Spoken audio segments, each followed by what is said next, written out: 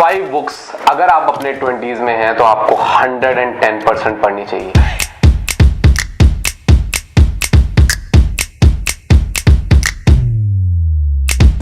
By profession, digital growth strategy, static speaker, founder and CEO of Get Digital Office and author of a book Mind Your Micro Niche। मैं अब जब अपनी 20s में था तो शायद अगर कोई मुझे ये 5 किताबों के बारे में बताता उस टाइम तो शायद आज जहाँ भी हूँ मैं शायद उससे बेटर होता। एंड टेलिंग यू इतनी बड़ी स्टेटमेंट अगर मैं बोल रहा हूँ तो उसका कोई रीज़न है, क्योंकि इन 5 किताबों ने जब मैंने इनको पढ़ी तो आई थिंक मेरे सोचने का नज़रिया, मेरे मनी माइंडसेट जिसको कहते हैं, मेरा काम करने का तरीका, मेरे लाइफ को जीने के तरीके को चेंज किया है इन्होंने। और ये बहुत बड़ी बोल्ड स्टेटमेंट मैं बोल रहा हूँ, क्योंकि ये 5 किताबें एक ऐसी हैं कि अगर आपको रीडिंग हैबिट्स नहीं है, जैसे तैसे रीडिंग हैबिट्स बना के ये 5 किताबें ज़रूर पढ़ लेना।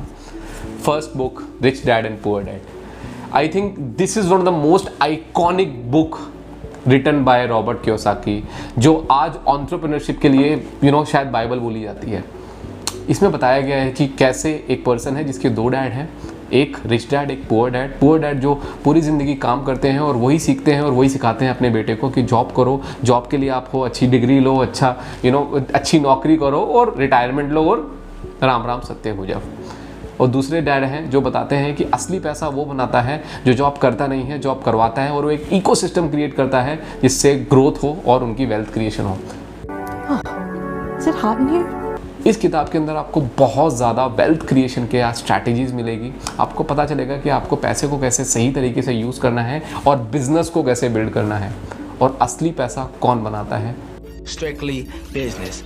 वो उसकी स्ट्रैटेजी, उसकी आइडियोलॉजी आपको इस किताब में पता चलेगी। और सच में when you read this book, specially अगर आप 20s में हो, ये आपको सोचने पे मजबूर करेगी कि जो भी आज तक आपको सिखाया गया है ना सोसाइटी के थ्रू, जो भी आपके फ्रेंड्स एंड फैमिली वाले बोलते हैं गवर्नमेंट जॉब कर लो, एक अच्छी सी नौकरी कर लो, सोचने पे मजबूर हो गया।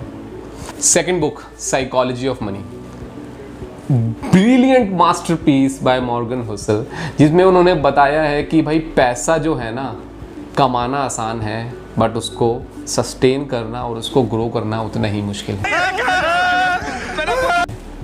माइट भी आप कुछ भी कर रहे हो, जॉब कर रहे हो, बिजनेस कर रहे हो, entrepreneurship, whatever you are doing, wealth earning में एंड वेल्थ क्रिएशन में ज़मीन आसमान का अंतर है।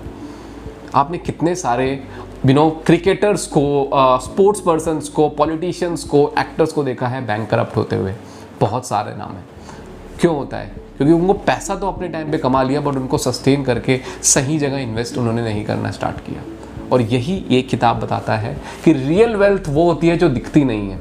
इसका मतलब अगर आपके पास पैसा आ गया है और आपने मर्सिडीज, फरारी एंड ऑल खरीद ली है और आप गाड़ियों पे गाड़ियाँ खरीद रहे हैं, शायद इतना पैसा है भी नहीं तब भी, it's not the real wealth.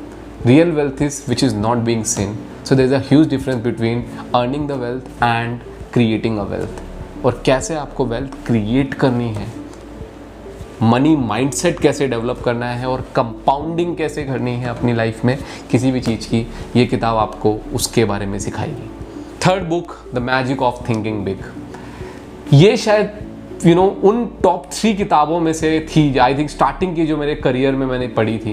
And शायद आप लोगों को पता हो कि मैंने पास्ट में नेटवर्क मार्केटिंग भी करी थी और वहाँ पे ये किताब बोली जाती है कि आपकी सोच को बड़ा करने के लिए, that is the David Schwartz की बहुत अच्छी किताब मैजिक ऑफ थिंकिंग, जो आपको सोचने पे मजबूर करेगी, जो आपके थॉट प्रोसेस को चेंज करेगी कि कैसे सिर्फ आपके एटीट्यूड चेंज करने से, सिर्फ ये थॉट प्रोसेस चेंज करने से कि आई कांट डू इट से how can I do it, अगर आपने सिर्फ इस पर्टिकुलर एटीट्यूड को चेंज कर लिया तो आप लाइफ में कुछ भी अचीव कर सकते हो। अपना प्रॉब्लम ही है कि हम कभी गेम खेलते ही नहीं।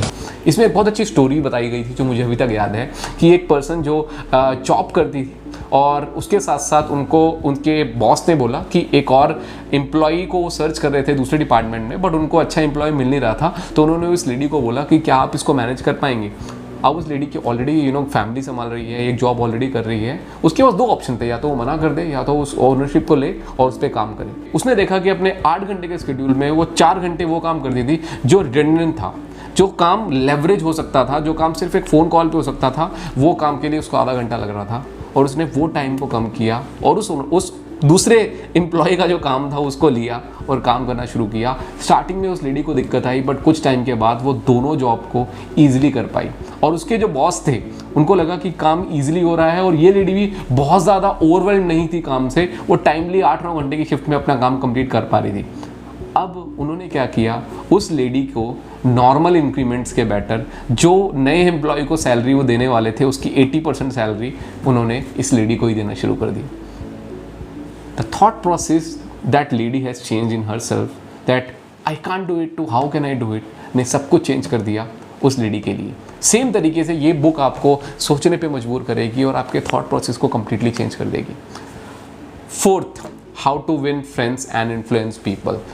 आपको लगता होगा कि अगर आप लीडरशिप पोजीशन पे हैं, अगर आपको लोगों से बात करनी है, कम्युनिकेट करना है, तो अथॉरिटी शो करके उन पे गुस्सा करके ही आप दोस्त बना सकते हो, आप अच्छे से कर सकते हो कोई काम।